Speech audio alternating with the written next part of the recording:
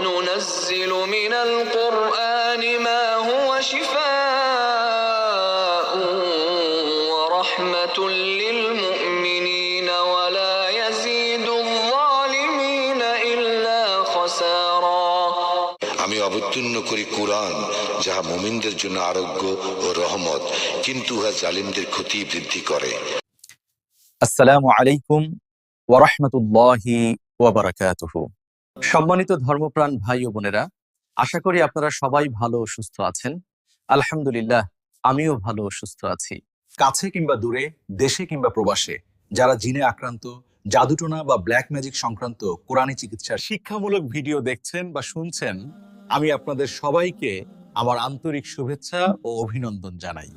প্রিয় দ্বীনী ভাই ও বোনেরা, আজকে আপনাদের সামনে যে বিষয় নিয়ে উপস্থিত হয়েছি তার মূল টপিক হলো জিন, জাদু বা কালো জাদুর চিকিৎসার সময় শরীর বন্ধ করার জন্য এটি একটি প্রমাণিত কুরআন ভিত্তিক আমল।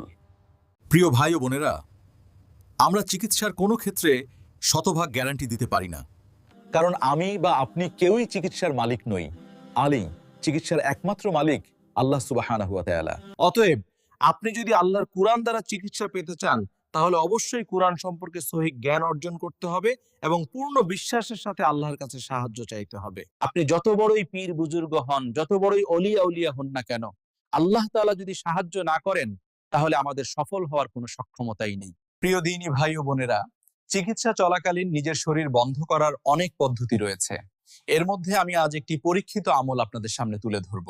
আপনারা যদি সঠিক নিয়মে এই আমলটি করতে পারেন, তাহলে ইনশাআল্লাহ অবশ্যই উপকার পাবেন। আমি সবসময় আপনাদের কাছে সহজভাবে জিনিসগুলো উপস্থাপন করার চেষ্টা করি, যাতে আপনারা সহজেই বুঝতে পারেন, এবং আমি চেষ্টা করি বিষয়গুলো নির্ভুলভাবে উপস্থাপন করতে, ভুল ত্রুটির কোনো রেশ না রেখে। ইনশাআল্লাহ আমি পবিত্র কোরআনের প্রতিটি সূরা এবং আয়াতের নম্বর উল্লেখ করব, যাতে আপনি সরাসরি কোরআন থেকে শিখতে পারেন। আর যারা এখনো কোরআন পড়তে পারেন না, তারা বাংলা কোরআন পড়ে শিখে নিতে পারেন। আমল শুরু করার নিয়ম: প্রথমে নিজেকে পবিত্র করার জন্য ওযু করুন। প্রতিটি ইবাদতের আগে দরুদ ইব্রাহিম এবং ইস্তেগফার পাঠ করা ভালো।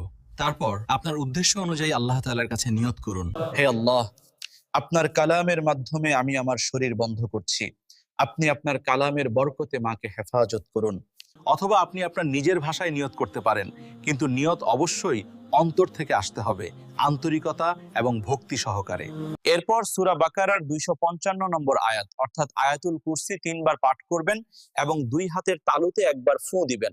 একই নিয়মে সূরাল কাফিরুন, সূরাল ইখলাস, সূরাল ফালাক এবং সর্বশেষে সূরা আন-নাস, প্রতিটি সূরা 3 বার করে পাঠ করবেন।